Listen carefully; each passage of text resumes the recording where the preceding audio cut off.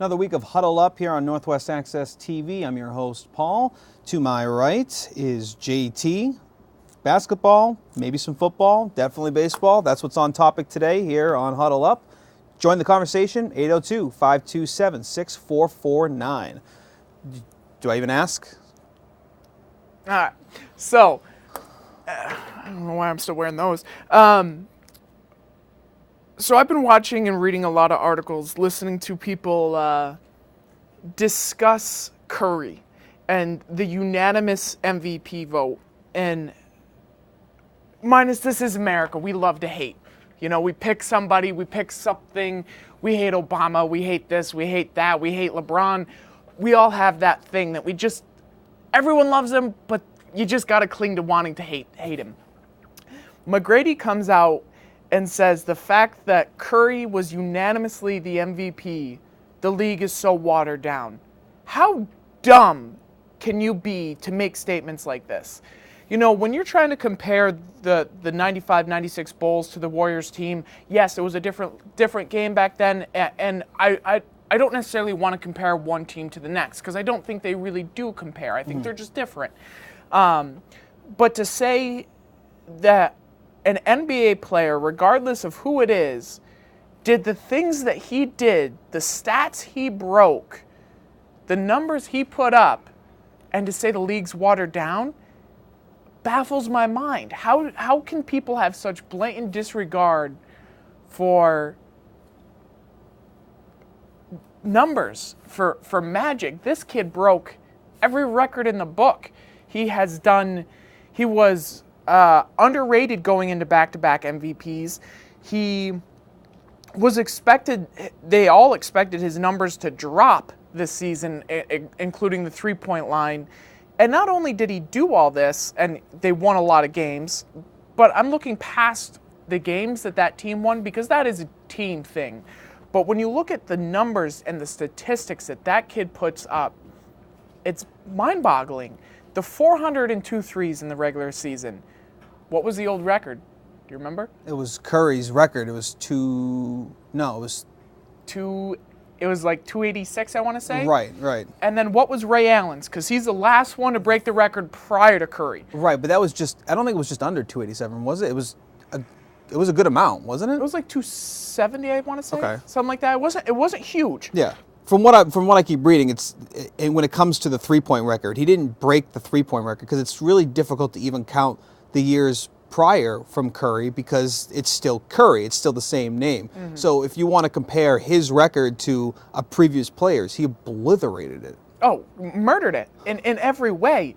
And the thing for me is, when you look at a player like Curry, and when I try to compare other three-point shooters to him, you look at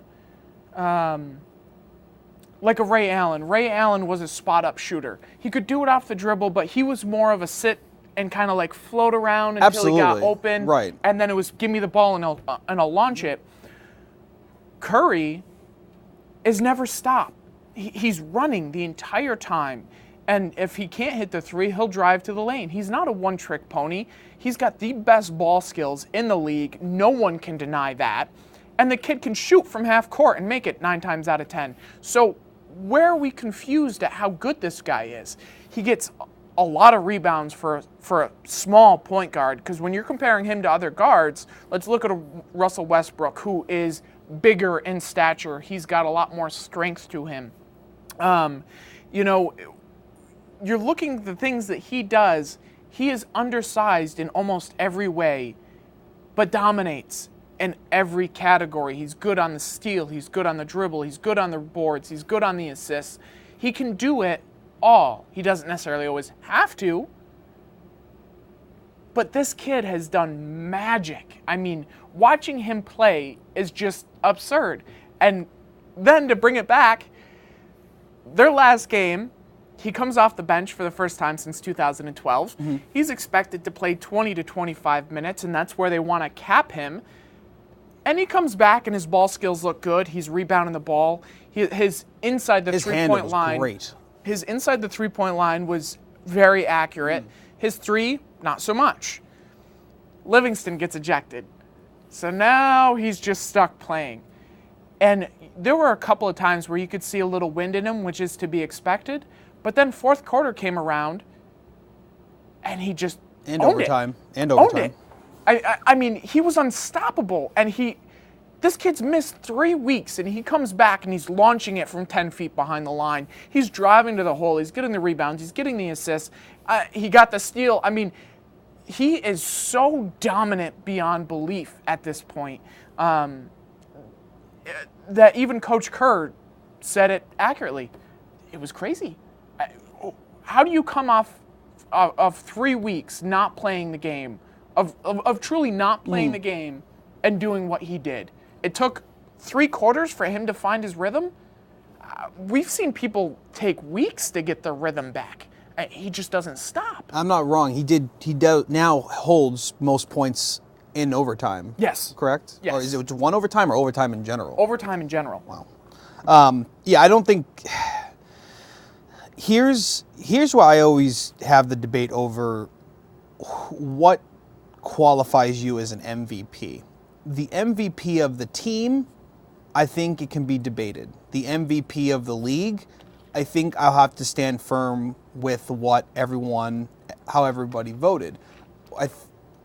Because the MVP is very different for me. When you're labeling MVPs of the team, what person can you not do without and still have similar, if not less than, the success you've already had without that player? And I think what we've seen so far from this little playoff run with Golden State is, would they have broken the record without Curry? No. Would they still be in the playoffs and possibly a 1 or 2 seed? I think they could be. I personally do. That's where I think he's a no-brainer for MVP of the team. MVP of the league, I have such a hard time doing that because there are so many talented players that do things throughout the whole season that get overlooked by someone that is, breaking records, shooting threes, and part of a team that's always in the spotlight. I think there are plenty of players in the league that could be considered for most valuable player. I think it's just really difficult to look past the stats, and that's where kind of Curry grabs those attention getters. I'm surprised it's unanimous. I think it's almost, in my opinion, I think it's like a disservice to the people that vote for this, that everyone is thinking on the same page. So does that mean that we need to switch up who votes now? Because if everyone's thinking the same thing, I want to see a little bit of difference. And that might just be masked by the greatness we saw from Curry this year. I'm not saying it's not. I would rather see a little bit of comparison with someone else. I would agree, to a certain extent. If you had to pick someone else in this league that could be considered as the MVP of the league, I would probably have to go with Westbrook. Westbrook, okay. But it's kind of that same idea of it's MVP in anything is hard because you're deciphering a lot of different things between who is truly most valuable. Because when we look at, so if you look at who's most valuable on the Warriors team, I won't vote Curry. Right, and that's what I mean. I don't vote that either. I think Draymond is the player that they simply cannot do without. But when you're looking at MVP over the league, you're looking at the statistics and less of everything else, because the MVP is about, scoring the points, getting the rebounds, getting the assists, doing the all-around game, and so all those numbers come into play because it's not about a team at that point. It's about a player and who are the best players in the league. When we look at that, you look at Westbrook, which he kind of killed himself in a lot of ways towards the end of the season because they went on such a bad run at the end where he was shooting 16% for the third and fourth quarter. If you're MVP, you're not doing that. Right. You can have a bad game from time to time, but you can't go 2 months of not making a basket in the fourth quarter when it counts. And so that kind of takes a lot away from him. And then when you go and you're looking at someone like LeBron James, he's done okay. I mean, he had a good season, but he wasn't putting those astronomical numbers up, which when you're looking at somebody like him, that's what you're expecting. You're expecting him to get the triple doubles. You're expecting him to be dominant. And he just wasn't, he was not above and beyond what you expected of him. And I think that's kind of where Curry stepped outside the box a little bit to get that unanimous decision, because we knew he was good. We didn't know he was that good. And when you look at the numbers in every category, he just beats everyone. And so it's just kind of that he had that remarkable season that you and I may never see a player accomplish ever again in our lifetime. I mean, his numbers, his statistics are off the chart to the point where we may not see a season like the that. way I look at it, and a way I have to start looking at it, is when we're talking about MVP, I need to pick out that person within that league, whether it is, basketball, football, baseball, whatever, that I couldn't do without, and or is so electrifying that I can't take my, I can't take my eyes off. And I think that's where Curry is that undisputed person in the league. If you took him out, I don't think I would have watched as many games as I did. Granted, I only watched about a dozen games this year in total for NBA because I'm not that big of an NBA fan. But I wouldn't have watched half of them probably if Curry wasn't playing. It's the same thing if you go into baseball. Who's the most electrifying player right now in baseball that I just can't take my eyes off of? And same thing with football, hockey. Pick a sport. That's who my MVP would be. I'm trying to think right now for like something as who won. I don't even remember who won the MVP. It was Cam Newton that won the MVP last year for football. And again, one of the more electrifying players in the league. So that's what I'm getting at. Yeah, and that's the thing is when we look at it, it's a popularity contest, in my opinion. It really is. And it might stretch. And it might be that it might be one of those obvious things. Like, yeah, no doubt, Paul. Like, obviously, it's a popularity contest. But Curry, the way he played this year, backed it up with. He's someone you could look at his stats and say, yep, obviously. But you really had to watch him to make an educated decision whether or not he really was the league MVP, and he did that in all facets of the game. And he did, and see, that's what, when you look at it kind of like that or when you talk about that electrifying player, because there is that player in every sport where you're just going, yeah, it's just ridiculous. I can't stop watching this guy play. Right. When you look at Curry, it's not just his shooting that draws you to him. It's watching him break people's ankles left and right, watching three people try to jump up and block his shot and get nowhere near him, not being able to touch him. No one can defend him. You put someone bigger on him. The Spurs put Kawhi Leonard, and he tore him apart. LeBron went on Curry, and Curry tore him apart. And these are some of the biggest, strongest, most dominant people in the game. He just shoots over you. It's or dribbles right through you. I mean, his skill is so insane. On ESPN, they were comparing, I can't remember who the other two people were, that they were comparing the pick and roll with Curry. And they showed it with him and Draymond. And what was more fascinating wasn't the actual pick and roll with Draymond, who brings it one-handed down. I'm not really concerned about that part. But the handle that Curry, the showcase that he put on before the pick and roll even happened. We're talking like 7-8 seconds straight of just between his legs, behind his legs, right in front of the defender, and all they're doing is reaching. They can't even come close. What he's done this year, and he continues to do that, like you said, right off the bench after a couple weeks off, and that's what he's doing. He's still doing it. It's unfathomable in my mind that we're still getting an MVP caliber player to this extent, even after coming back from injury. No, and the play that comes to mind, which, talking about exactly as you explained, that signifies the magic that he is kind of the first shot that he took that was just, I'm hot and now I'm taking over. And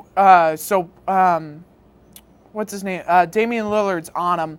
They're over on the right wing behind the line. Curry comes up and just stands there and dribbles in between the legs, behind his back. I mean, just all over the place. And then just takes a step back three and just drills it. with Lillard in the air, in his face, and just no regard. It doesn't matter. I'm not affected by you. It's as if he can see that rim with no one in front of him. I mean, his vision is just, he knows where the basket is. Yeah, he knows how high he's got to go. And that might just go to muscle memory. I think you really have to accredit it to that in the work that he puts in off the court and on the court. Oh, absolutely. Just to know where that basket is at all times, depending on where he is. Well, it has to be. I mean, you made 400 threes this season. Right. I mean, that's... That, do you know how many he took? I don't know this number. Do you know how many? What was his percentage from behind 3-point line? 47%. So he's shooting better than some people shoot two-pointers. Yeah. I mean, so then when you go, let's take that statistic a little bit more. He is the first player ever in the NBA to average more than 30 points a game, 50% or better from shooting, 40% or better from three, and 90% or better from free throw. The first player ever in the NBA to do that. And he didn't just, the only one that he's really just on the nose there with is points. Everything else is well above those standpoints. Like I said, 47% from three. I think he was 60% from, or 60% shooting overall.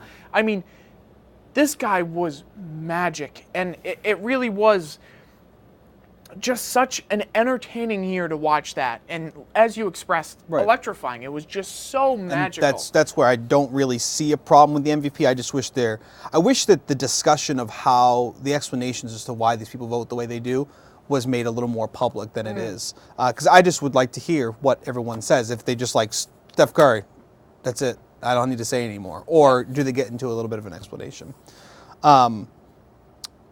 We have a couple. I mean, some of the series right now, Cavs have still been waiting for what's going on Miami, Toronto. I mean, I'm sure the Cavs would welcome that game to go 7, just to tire everybody out. Golden State wins their third last night. They have one more to put off Portland, but meanwhile, OKC and San Antonio going back and forth. This is pre-playoffs. We had both said it'll probably be an easy skirt for San Antonio, to play Golden State in the conference finals. And right now, it's looking like OKC is one lucky game away from advancing. They're going back home, too. They beat the Spurs last night in San Antonio. Which only happened once this year in the regular season. So when They've done it twice now? Or once? No, just once. When we look at the other teams here, and I'll finish up with the Spurs and Thunder, we knew Cleveland was going to own every team that they went up against. There was no question there. When you look at the Toronto and even so, Miami these next two games, I feel like the Cleveland will roll again. Yeah, without a doubt. I mean, the East just is ugly. Now, minus Cleveland is shooting the 3-point really well, but they're playing teams that really aren't that good. I mean, that's why Cleveland is just not getting that much attention, which is surprising because of how well they're playing. But no one cares, because at the end of the day, when you're looking at the teams out west, you're just scared. I mean, even in the category of Portland, I mean, these 4 teams out west for Portland to good. not just win a game against Golden State, they also took them to overtime last night. So this isn't a team that you can just sign off. No, not at all. Even if they were to come back and beat the Spurs, 3 games against Golden State and go on, you still have to be scared of that team regardless. These 4 teams that are in the Western Conference are scary, especially against someone in the East. You can imagine any one of those 4 teams winning the title. Right. I don't see an Eastern team winning. Period. It doesn't matter which one of those guys we did play say one that of the Western teams. with the NFL when we were talking this back in January. We did. We said it doesn't really matter who's going to play in the AFC Championship. They're going to lose to the Panthers in the Super Bowl. So we say that now. So is it Cleveland's to have? We should just go put our money on Cleveland, shut up about it, and keep telling everyone how good the Western Conference is. The only difference that I can say is when you look at the Cleveland team versus the Western teams, I did not expect OKC to do as well as they're playing right now. Right. Because they're a 2-man show, and that's just it. They're a 2-man show. And I think... But did the controversy towards the end of the season between Westbrook and Durant and where Durant's going to go and Westbrook's never going to have that second guy anymore and all these things, did that cloud a majority of people's decisions when they're saying who can win the Western Conference? Because right now they're playing really well. I can't speak for other people, but when I look at it, because when I looked at it, that's what I'm thinking. I'm like, this team's a mess. They're not right mentally to be able to take on this, and now they're one game away from going to the conference championship. It was in my head, but at the same time, it wasn't, just because when you look at the Spurs, they do it by committee. LaMarcus Aldridge, Kawhi Leonard, Duncan, Parker, Ginobili. There's all-stars everywhere on that team. When you look at the Warriors, you've got Curry, you've got Thompson, you've got Draymond, you've got Iguodala, you've got again, another team that does it by committee. It doesn't have to be one person. And then even when you go over and look at Portland, it's not just Leonard. You've got oh boy, talk about name blanks coming in the head. And you want me to come help you? It's not going to happen. I know. But again, another team that does it. It's not just Lillard. They need Lillard to have a good night, but it does it by a team. When you look at OKC, it's two players, and that's it. You've got a little bit of Adams down low, who's kind of hit or miss, but they count on Westbrook and Durant owning the game. And if they're not doing that, they're not winning. And that's the only reason why I kind of shun them a bit, because they don't play a team game. They play a two-person game. But you can still see a lot of the controversy going on between Westbrook and Durant. That duo is done. I think it's very clear watching them play together, and they jump down each other's throats. They're still trying to win a championship together, but I think that duo is finally done. Which you've seen a lot throughout time of, even though you're good and you're dominant, there just comes a point where it's just, you got to separate. Within a week's time, we'll also find out what our draft looks like for the NBA. Which there's a lot of talk about coming in, with talking about Boston trading their number one pick because they're This is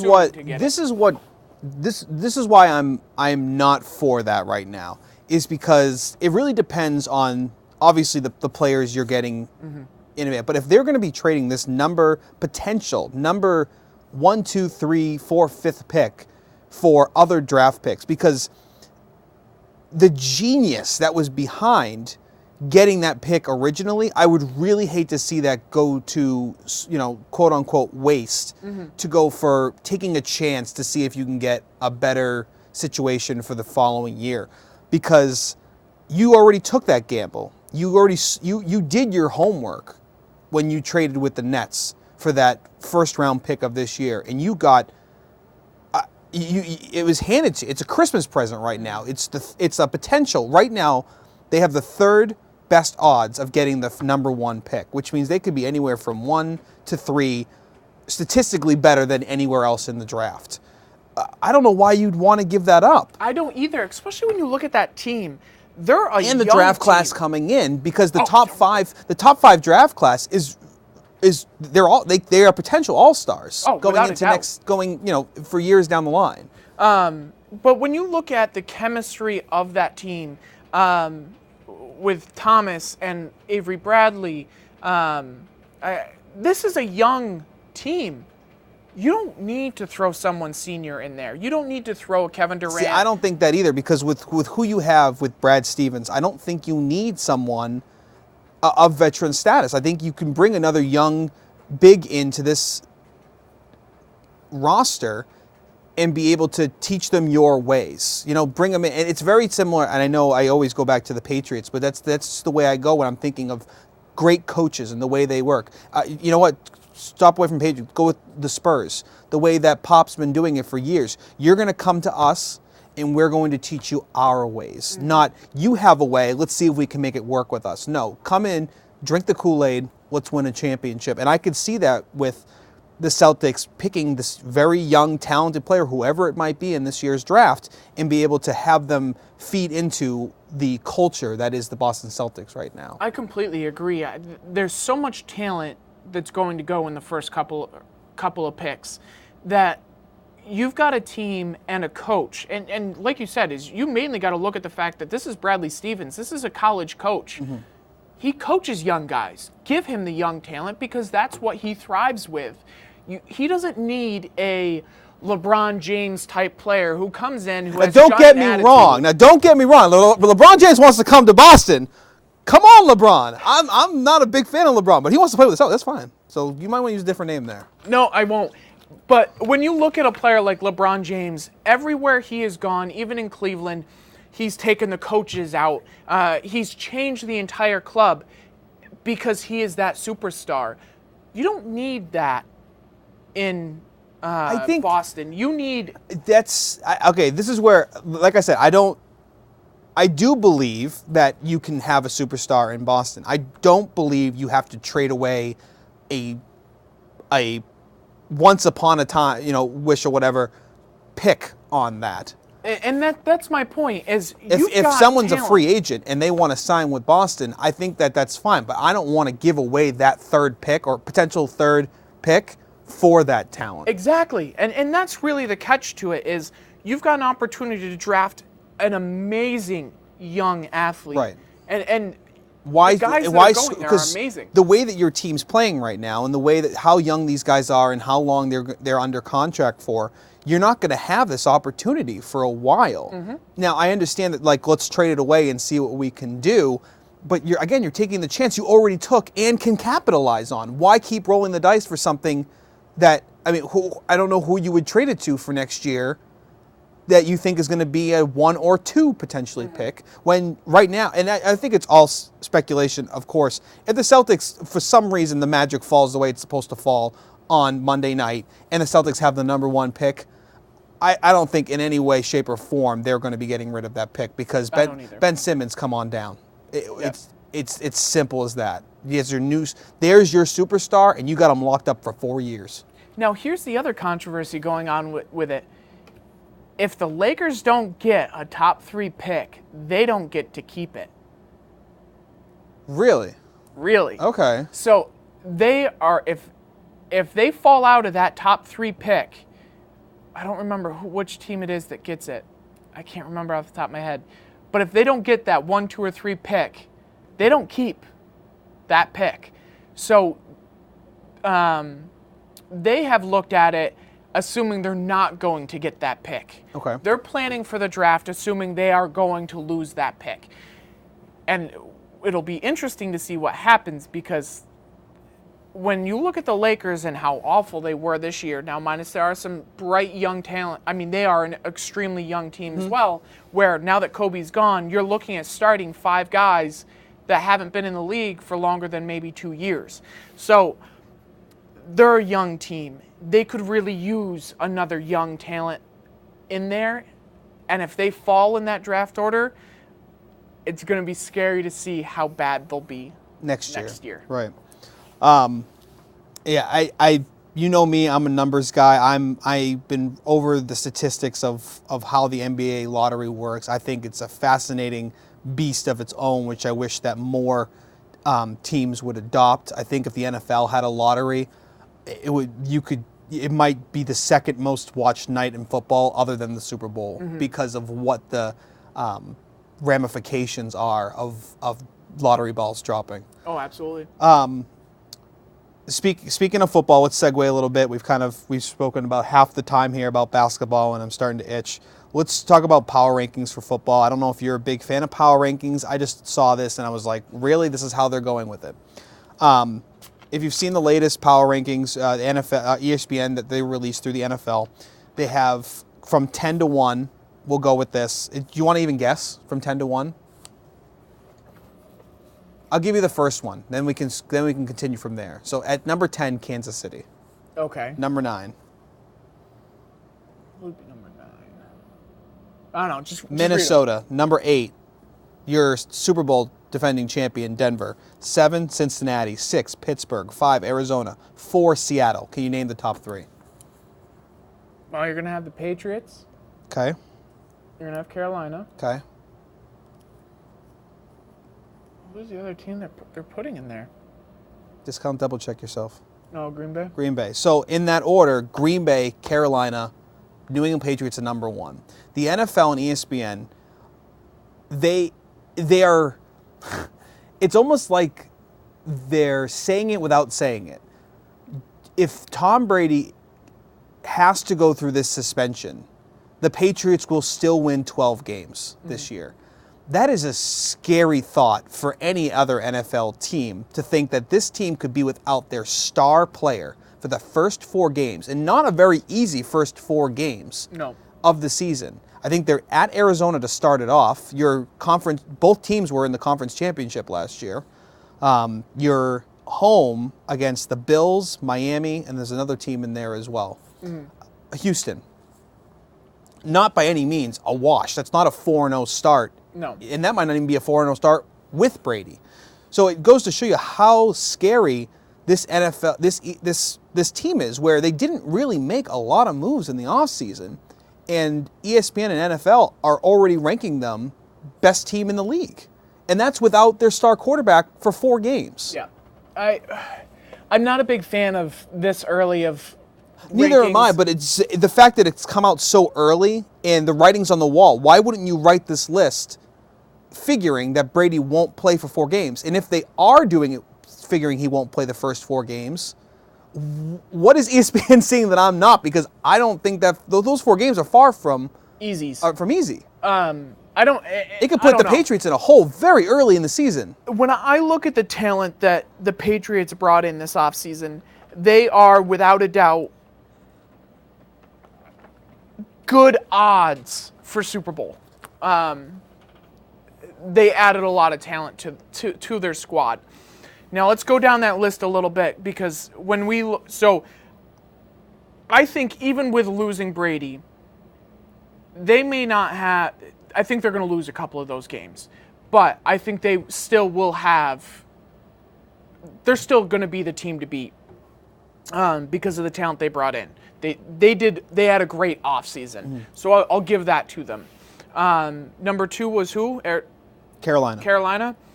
Carolina gets their star wide receiver back. They lost what's-his-face for defense. Not a huge hit. They're still a good team. They're still young. There's hope for them.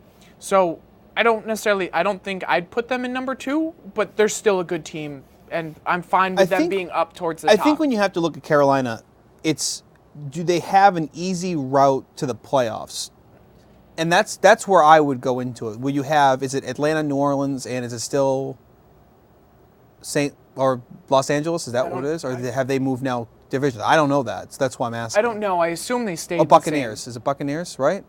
I'm thinking of the wrong ones. Yeah, Tampa Bay's in... Yeah, so Tampa Bay, Atlanta, New Orleans, and Carolina. Yeah. The NFC South. So... You're not seeing a whole lot of fear in that. I don't.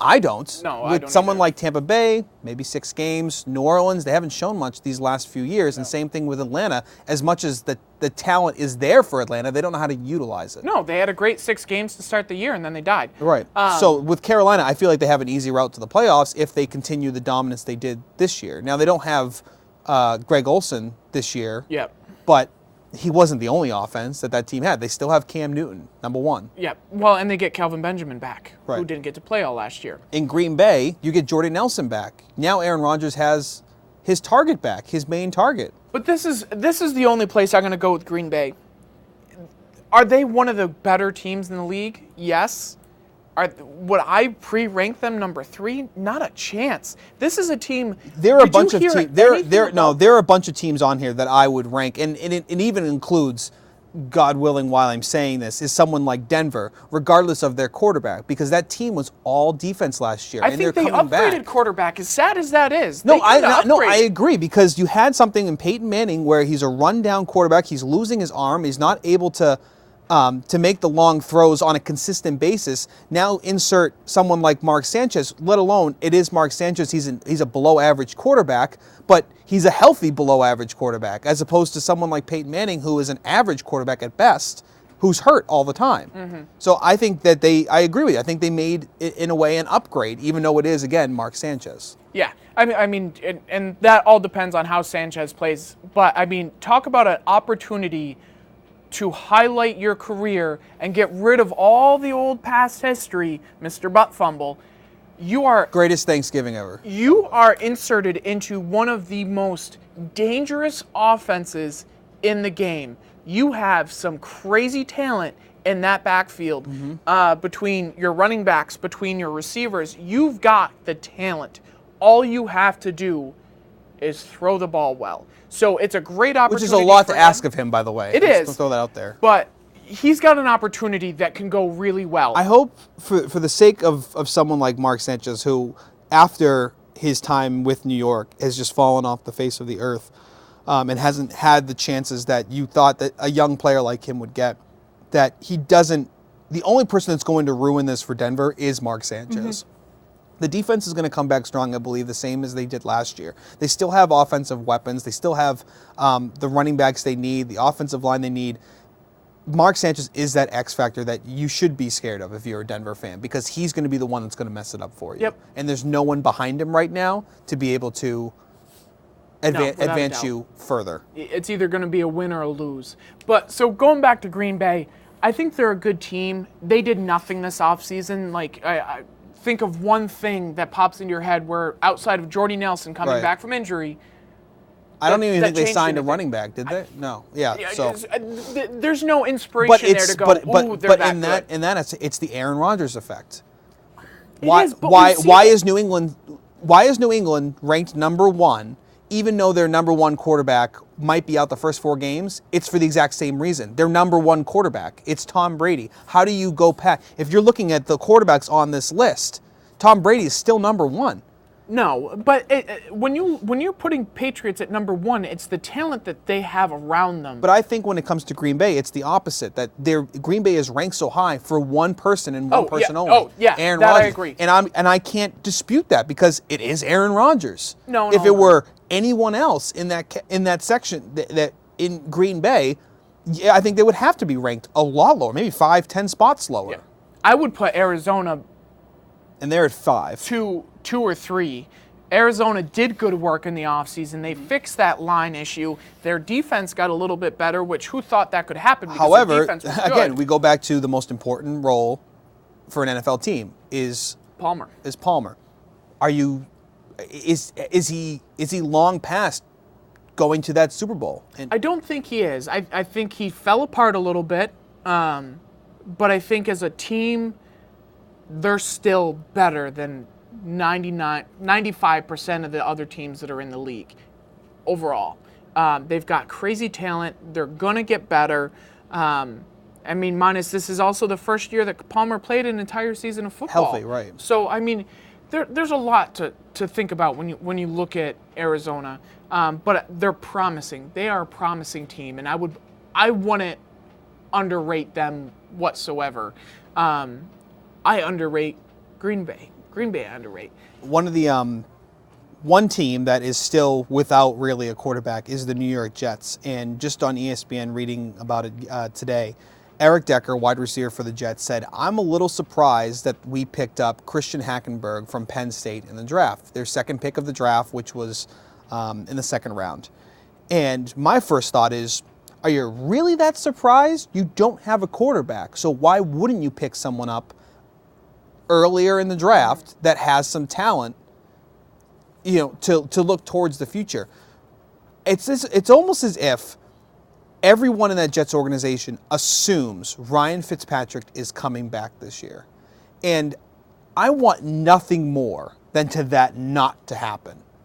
I want Ryan Fitzpatrick to go anywhere else. Get the money you want. Get it anywhere. Go anywhere. He screwed himself. Don't go to that bad way. He didn't, because he's going to get what he wants eventually from the Jets if he doesn't get it from somebody else. What nerves me is that nothing is happening. There's no talk coming from either side that Fitzpatrick is coming back, but it's almost as if it's just assumed he is coming back as he's an unrestricted free agent this year.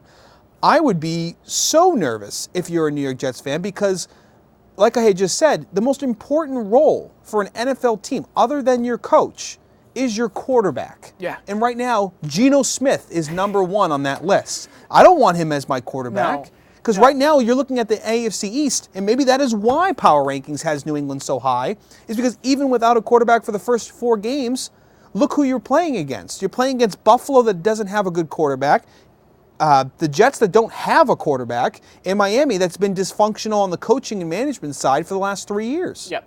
The Jets are in a bad situation at this point, and like you said, it really is. Everyone just assumed he was going to get re-signed. Now, I don't blame Fitzpatrick for doing what he's doing and trying to get the money, because in all respect, he does deserve it. He caught the short end of the stick a couple of times playing in Buffalo and that kind of stuff, because he had good years playing for him, but the team as a whole sucked. So you can't put it all on him, but as a quarterback, it does. Now, the only thing that I will say to him is that out of any team that's going to pick you up, the Jets are your best opportunity to do well. Right, because one, you already know their system. You know the players, you know all the different moving parts that are within the Jets system. So yes, I agree with you. It makes sense to go there. And he screwed himself by demanding as much. I mean, if you're looking to truly... But you have to look at it this way. This might be his last time, and I think that's been publicly said, that this is probably his last time to be able to get that big paycheck again. Without a doubt.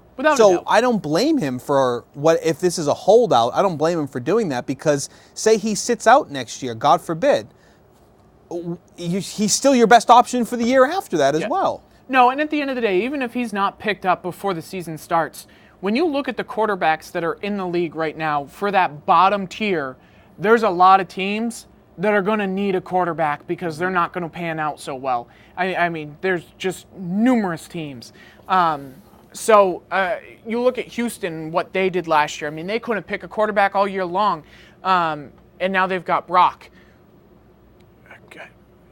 Talk about a guy who we're going to hear about for 10 minutes and is going to be gone. He's not that great of a quarterback. He doesn't use the true strength that he has, which is his size, and he doesn't use it to his advantage. And so I don't see him progressing anywhere. He's going to have potential no matter whether he's signed starting day or not. He could go places. It just sucks when I look at it, because I like him. I think he's entertaining to watch. I love his emotion. That if he doesn't sign back with the Jets... And don't get me wrong, as a Patriots fan, I hope it's kind of a catch-22 for me, because I don't want him to sign because it makes the Jets that much better. Mm-hmm. But I do want him to sign because I want the best. I would want the best for him too. You're right. He's one of those players. It's just because he's a New York Jet doesn't mean I hate him. Yeah. It's the same thing with the Yankees. There are a ton of Yankees in my lifetime that I respect so much as a player, but because they wear that New York across their shirt, I can't physically root for them. Right. Yeah. Where I wanted to go from here, and we'll talk about it for just a little bit, and then we'll go in to some baseball. There's been talk, there's been rumors, shut down, there's been rumors coming back again, that technically right now 2 retired superstars could face off against each other in what would be one of the most epic battles in the ring in probably, I don't know, since Muhammad Ali. You tell me. Conor McGregor versus Floyd Mayweather. Tell me you have some opinion about what would happen if these two ever did get into a ring together. Now, I'm a Mayweather fan. And although he is a worthless human being, he is good at what he does. And that's why we watch the sports that we do. Mm-hmm. They're good. So for all you people who hate Mayweather because of who he is and say he's so bad, he is that bad, but he's good at what he does and I enjoy watching. So anyway, Conor McGregor has a lot of strength and he's very talented. No one hits Floyd. No one's been able to hit Floyd. That's why he's done it so long and that's why he can't lose. He will eventually lose if he decides to keep having those little paydays, but minus this is also a guy who gets so much money when he comes back. We're talking, I mean, from the numbers that they were speculating, he'll easily make himself $100 million. Yes, without a doubt. Like it's like hands down, that's the minimum he would make if he were to come back to fight someone of this caliber in such a cross-sport event. I don't even know what the stipulations would be if those two players were to actually go up against each other. I don't know if they would allow certain things and disallow certain things. As ignorant as Conor McGregor is, I would only assume that he would say, let's box. Mayweather won't do anything that's not just right, boxing. And that's what I mean. So that's why I would think that as self-promoting as McGregor is, he would say something like, I don't need to kick. I don't need to do these other things. I can just punch you right out and it's going to happen. Yeah. Of course, he'll do that with his accent. I'm not going to bore anyone with it. So that's where I'm kind of getting is I don't think, you're right, Floyd Mayweather, it's not going to be up to him to say, yeah, let's put kicking into it or something like that. It's not going to happen. No. Now, this is the only thing is I do really enjoy boxing. I'm not a huge UFC fan. I'll watch it from time to time. I think it depends. Now I've getting more and more into it. It is entertaining to watch. And I'm not even a fight. I'm not. I would never liked boxing. I never got into it. So I think it's so magical. So for me, I think right now it's boring. To me, it's boring. I want to see that last hit. That's really all I'm looking for. It's very similar to me. The last 2 minutes of a basketball game. That's what I'm watching. Yeah. You know? So that's what I'm getting at. So for something like this, just because of the names itself, I would be one of those buyers of that pay-per-view to be able to watch, to see what the heck would happen. And see, that's the difference between you and me, because I am a fan of the sport, that is a payday for those two guys. It won't be a fun thing to watch. It really, truly I think the hype leading up to it will make it worthwhile. It may last 10 seconds. It won't last 10 seconds. It'll go 12 rounds. It would go 12 rounds, and Mayweather would be a unanimous decision winner. And I don't have an ounce of doubt in that. When you look at the people who have fought Money Mayweather, the talent that he has fought, people bigger than him, people stronger than him by a lot, you can't hit him. So yeah, you might be a one-punch knockout artist. You can't hit him. He is too fast. He's done it again and again. He is not that entertaining to watch anymore, which is the downfall of him, because he's a one-trick pony. He's going to make you miss. He'll get a couple of shots in and just keep making you miss, and he'll dance around. I mean, it's just his act. It's how he wins. He is still good enough to dominate in this sport. And for me as a fan, there are much better fights that I am eyeballing. If, for instance, there's all the talk about Canelo Alvarez fighting Gennady Golovkin. You want to talk about a fight for the ages? Bam! That fight would be phenomenal. You've got an up and coming pound for pound championship in Canelo Alvarez, who is your Irish Mexican and a lot of fun to watch, has a lot of power, is very fast, versus a guy like Gennady Golovkin, who you look at on TV and go, this guy's good. He is lanky, he is tall, and then you watch him punch. All right, this is a guy who I've never seen Floyd do this. Minus, I've seen Floyd knock people out and have a lot of power once upon a time. Gennady Golovkin knocks this guy down, okay? Fighting 2 weight classes above where he prefers to be because they're the only people who will fight him, all right? The guy gets knocked down. His head is clocked. One punch, just clocked out on the ground. And he gets up, and the ref comes over, checks him, does the tap on his gloves, kind of starts moving back into the ring. Golovkin takes 3 steps towards him, and you watch this guy just look at him and go, what the heck am I doing? I'm good. I'm done. Goes off. And stops the fight at that moment. This guy is that I want to watch fight because hit me. I don't care. He'll let you hit him all day long.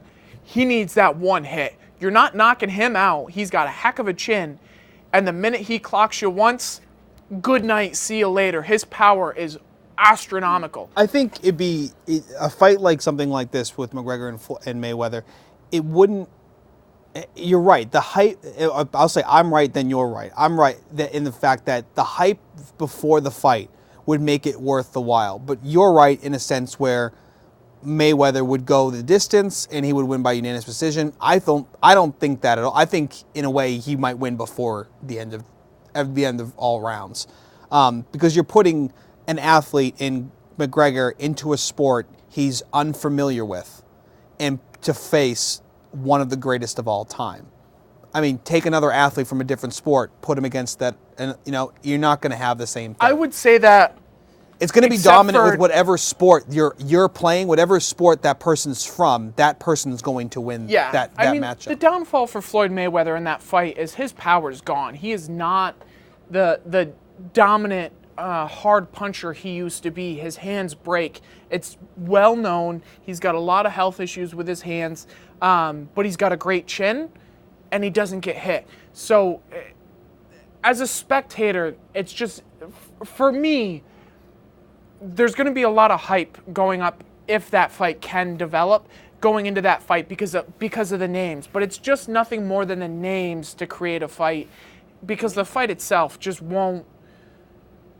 Mayweather's going to make him look like an idiot. I mean, he will dance around him and punch him and just own him throughout the fight. If I'm a publicist for McGregor, if you want to get paid, sure, do it. Otherwise, if you want to worry about your, if you want to worry, fighting right, Floyd. if you want to worry about your image, don't even bother. No. I think that the same thing.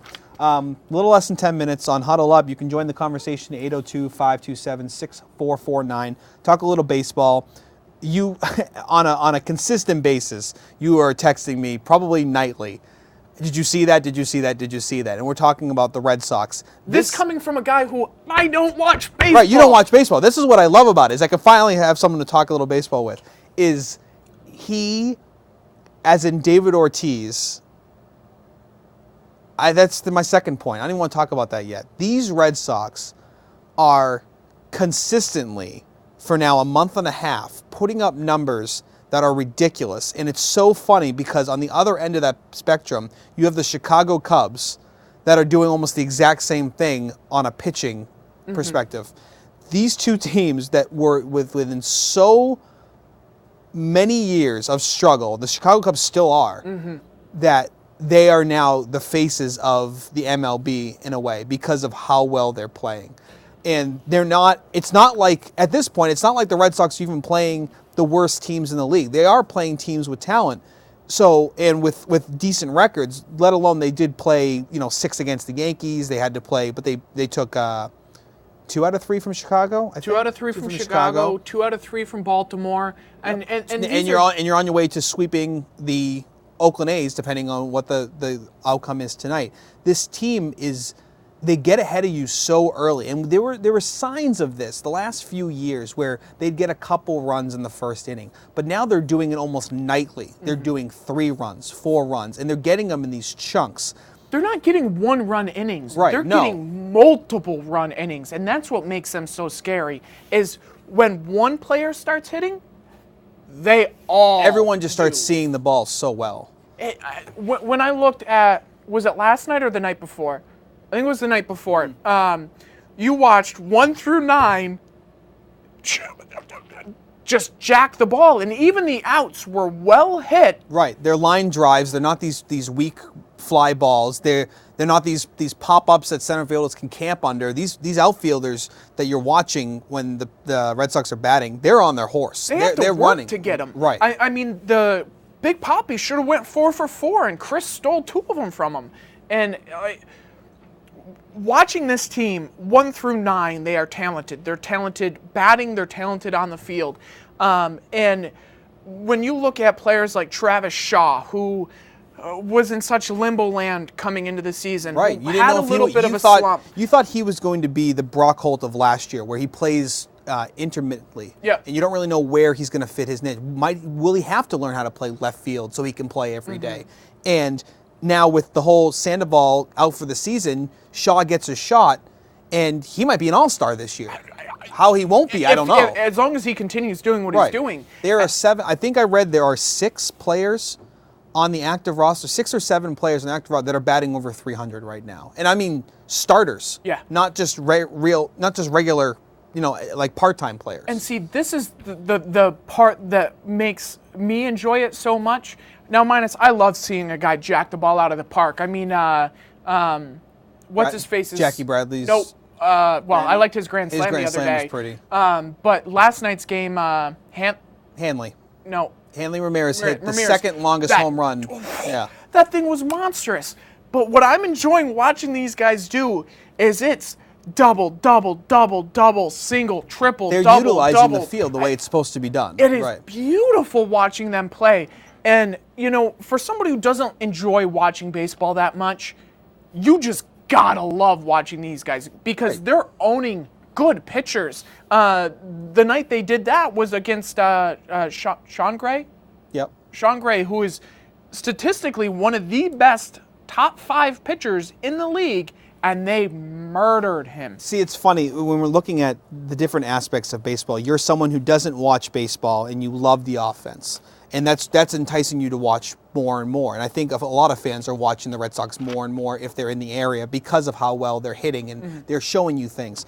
It's funny for someone like me because I feel that I have progressed as a baseball fan so much. I actually enjoy the defensive sides of games and the pitching performances. I would rather see a 1-0 game with great pitchers going at it than to see the 10-8 games of grand slam after home run after home run. Oh, absolutely. But see, that's the thing is. But I'm glad that it is happening because, one, it's a team that I've loved for so many years, but it's enticing other people to get involved in baseball, and that's what I love to see. Now, when I watch the Red Sox, it's not. I do like offense, and I will definitely say that I'm not the biggest fan of a 1-0 game. But I do enjoy the defense and watching. When I watch a team like Boston do what they're doing right now with their bats, it's how they're picking apart the defense and hitting where you're not, hitting the gaps. Pedroia's launch last night in between 2 already deep outfielders and hit it just perfectly right between them. And that is amazing to see. And I don't care if it necessarily leads to runs, but I enjoy watching these guys pick apart a team from pitching to their base stealing to their hit and runs. And these are all stats that are well beyond league averages in top 5. And my favorite part is that they're doing this with awful pitching. Right. Their pitching is atrocious. If it improves slightly from now to the All-Star break and beyond, just slightly, this team is going to be very scary to play come September, October. Absolutely. And that's the thing is watching players like Clay Buchholz, who just get rid of him, please, for the love of God. Not only is his haircut awful, I've been saying that for years, but his pitching is bad. And the guy last night pitched really well. Sullivan. So that was good. And I really wish they didn't drop down Owens. He pitched well in Pawtucket last night, though. So he needed command. Right. It was more of like a courtesy to him. Send you down, get your confidence, come back. It's not going to be forever. No, but the thing for me is when I look at who you got to get rid of Clay, bring Owens back. I'm so done with that guy. That's going to do it for us on Huddle Up. Thank you for watching. If you watched online or you watched on Channel 15 and on Northwest Access TV, we appreciate it. We'll be back next week, hopefully, with another edition of Huddle Up.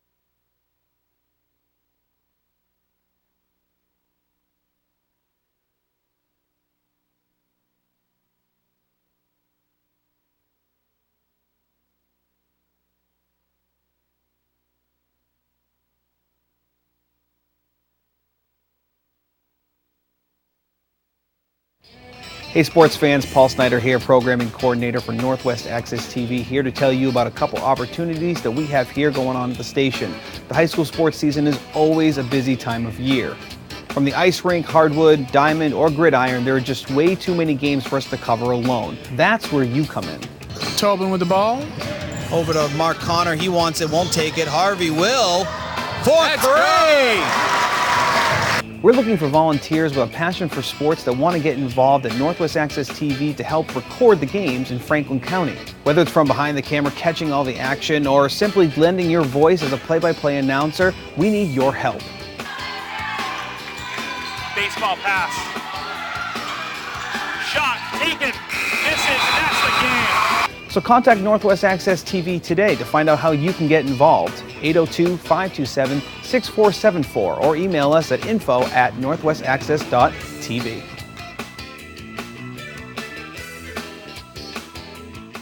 On Northwest Access TV, local sports is a big part of our programming. We like to re-air the game several times so that local fans can catch the action when they can. So why not take advantage of this if you're a local nonprofit or business? Become a sports sponsor on Northwest Access TV. In exchange for a $500 donation, you receive a 15-second spot about your company at the beginning and end of the rebroadcast games for an entire season. We're talking pennies per spot. It doesn't get much better than that. Contact Northwest Access TV to find out how you can become a high school sports sponsor.